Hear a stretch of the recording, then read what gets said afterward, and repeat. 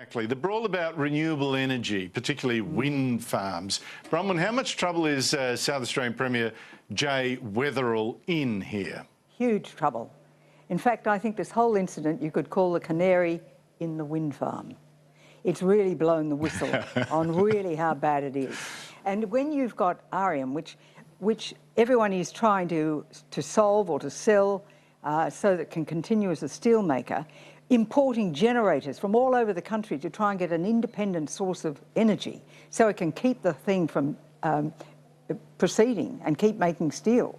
And the description of the danger of which those employees were placed in the blast furnace area, this is an absolute disgrace. Bottom line, ideology has ruled over every sensible equation or every sensible decision you could ever make. There is no redundancy in South Australia. It is reliant entirely on everybody else's base load, which comes from coal-fired power stations. And what happened is, when there was too much wind, it can't generate the electricity required. The drag on pulling it from Victoria was too great, and the transporter, I think is the term, went down. There was no planning for redundancy in that state at all. Now, in other parts of Australia, we've had bad storms or bad weather incidents. The whole state doesn't go down. Only in South Australia, their lead smelter is at risk. Now, I reckon if you'd had a plebiscite in South Australia and asked them, would you like a subsidy for the car industry or a subsidy for wind farms, how do you think they'd vote? Well, the car industry subsidy was taken away by your government, actually. I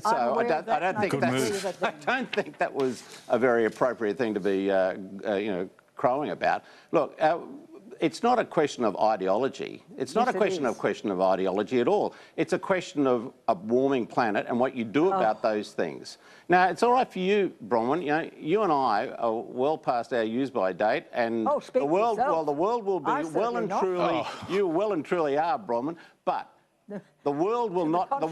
We will be gone before the world gets to a point where it's really getting hot. Younger people are in a different position, and that's why governments have to do things about global warming. Now, if you start from the premise that the world is getting warmer and you have to do something about it... But it hasn't warmed for 16 years. It is warming, Bronwyn. Only people who are blind to the facts, only the people who are blind to the facts are going to say that the world is not warming. It's continuing to warm. We had the warmest year on record across the planet last year. Bruce, now, you're a true believer. No, I'm just looking at the facts. You're an acolyte in the religion. I'm looking at the facts. Now, listen, wait a second. Warming. You know, Bronwyn, if you tragically became very sick and had to be treated, and you went to your doctor and they said, look, the best thing we can do for your cancer is to give you chemotherapy, what would you say? You'd say, I'll look to the best science that's available, thank you very much, and if it's chemotherapy, I'll take it.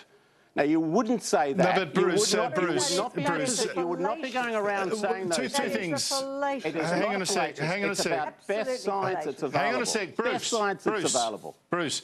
The point is, how do you stop global warming? You know, you're asking South Australians, hey, listen, for the sake of global warming, to stop the planet heating, you're going to go without power for a few days, and we're going to wreck our industries.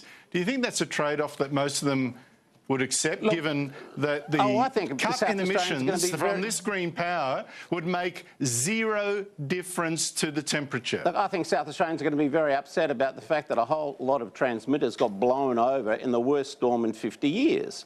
Let's not deny that that actually happened. You can be a climate denier, but don't be a fact denier. I take exception to that term. Well, you are being a climate denier. And the way in which you talk about climate change as being ideology is a demonstration of that. That is a demonstration of that. And as I said before, you know, if you were ill, you would go to the doctor and ask for the best science available. When it comes to climate change, you close your eyes. You close your eyes to that fact. You close your eyes and you pretend it doesn't exist because you are being ideological about it, not the people in South Australia who are trying to stop the world Bronwyn, let me give you a chance to respond. Thank you. Let me give you a chance to respond. But before I do, Bruce, I must just point out that 15 of those wind towers blew over or were damaged after the blackout, not before, and what seems to be the proximate cause was 6 wind farms going off almost instantaneously. That's in the report yesterday. But Bronwyn, may I hear from you? The bottom line is it is the responsibility of state governments to provide energy for their state, for their industries, for their people, people in lifts, people on roads, lighting, for the whole thing to work. The difference between a first world country and a third world country is reliable electricity. And when you have reliable electricity, you can have a blossoming civilization. Now, in order to have that, you need redundancy. You need redundancy to ensure that when intermittent power goes down, you've got a source to pull from. And what South Australia has done is got rid of its redundancy and said we'll rely on everybody else. And because of the nature of intermittent power, it couldn't cope when it was faced with a storm which wasn't nearly as bad as storms that we've seen in other parts of Australia. Well, it was the worst storm in 50 years. And I will not accept 87 kilometres an hour should not. Worst storm in 50 years to hit South Australia. It should not black out a state. state. This panel is in questioning South that. Australia. No one's questioning that. Look, no one's saying that you can't improve the system. That's not what I'm arguing. I don't think anybody would argue that sensibly. What they're saying is don't use this as an opportunity to just go out and bash renewable energy, which is what you're doing, Andrew, and what sadly Bronwyn's doing. I'm afraid I am. I'm bashing it because it may have caused the state to go blackout. Well, yeah, but listen, before we go, Bruce, here's an easy one for you. Eventually, here's an easy one. Here, but it will burn up. If we don't do something. I don't think sending South Australia black is going to stop the world from doing whatever the world's going to do. But listen, the hearings this week with something to bash renewable energy with, because that is wrong and that's ideological and it's not fact-based. Why do we get a feeling from the passion that this is we're talking about a religion, really? We're not talking about science, we're talking about a religion. We're talking about science, and it's the denial of science that worries me here. Science is it worries me when people deny science, and that's what you guys are doing. You know, you might as well go out and burn no one has denied science. Science is always open to being challenged. Absolutely pathetic. But in this area, no challenge is allowed. You always be sceptical, Finished? but be very sensible about the way in which you go about it.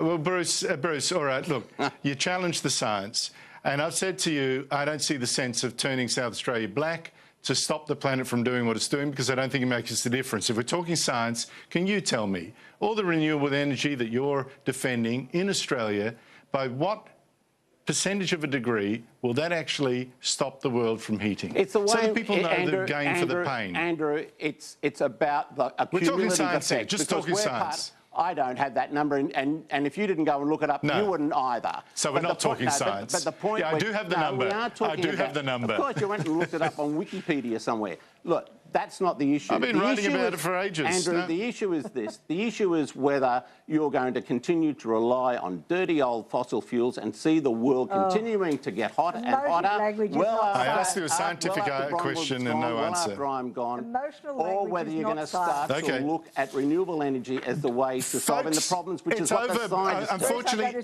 that's what the scientists do. David Spears is standing by. If I eat into his time, I'm gone. I'll be sacked. The same today. David Spears, he's on next. Bronwyn Bishop, Bruce Hawker, thank you so much for your time. Thank you. David Spears, as I say.